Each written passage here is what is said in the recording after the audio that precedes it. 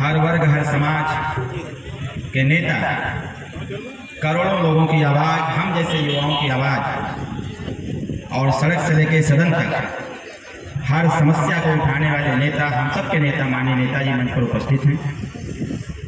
इस मंच पर आपके इस क्षेत्र के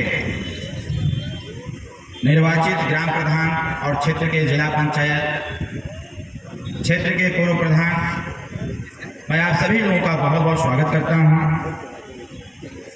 हाटा से लेकर के यहाँ तक स्वागत में लगे हमारे युवा साथी, जिन लोगों ने हाटा से यहाँ तक माननीय नेताजी को लाने का काम किया और जगह जगह माला फूल से स्वागत करने का कार्य किया है, ऐसे तमाम युवा साथियों का भी मैं बहुत बहुत धन्यवाद देता हूँ।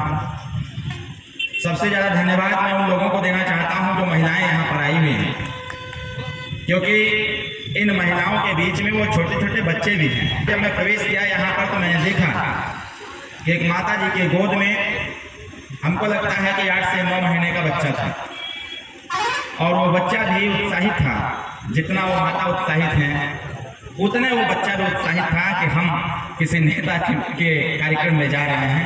मैं महिलाओं को भी बहुत बहुत धन्यवाद देता हूं, उनको शुभकामनाएं देता हूं। ये जो पहली शुरुआत है हमारी जनपद कुशीनगर की, ये कार्यक्रम जो दलित सम्मेलन है, ये पहला कार्यक्रम है और सुहेलदेव भारतीय समाज पार्टी का ये पहला एक्सपेरिमेंट है।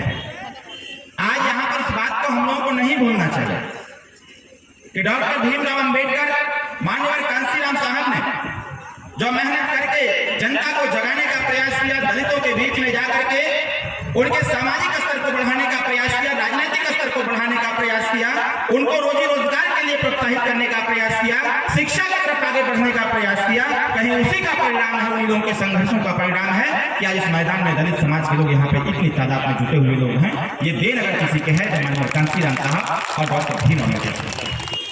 हम आप यहाँ पर क्यों उपस्थित हैं? ये बार बार दलित का शब्द क्यों आ रहा है? ये बार बार दलितों के चिंता का विषय क्यों बना हुआ है?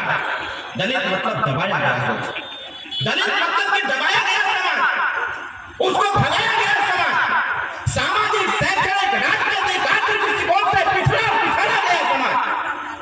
देश को आजाद हुए लगभग 77 साल बीते। वोट 1952 से लगातार वोट दिया जा रहा है। डॉक्टर भीमराव अम्बेडकर साहब ने 1950 में संविधान दे दिया और जब संविधान दिया तो संविधान सिर्फ दलितों के लिए नहीं था, वो संविधान इस देश में रहने वाले हर जाति, हर दृष्टिकोण से समाजवादी ताकतों द्वारा उनके हिस्सेदारी को छीन लिया गया, उनके घरों को जला दिया गया, उनके जमीन को छीन लिया गया।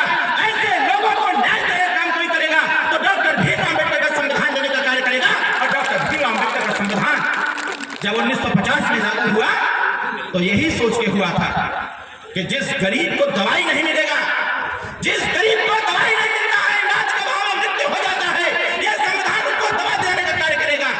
जिस गरीब की झुग्गी और झोपड़ी जला दी गई है उसको आवाज दिलाने का काम कोई करेगा तो देश का संविधान करने का प्रयास करेगा। इस उत्तर प्रदेश और देश में जो गरीब परिवार के लोग शिक्षित नहीं कर पाते हैं, पढ़ाई नहीं कर पाते हैं, ऐसे लोगों को शिक्षा दिलाने का काम कोई करेगा तो देश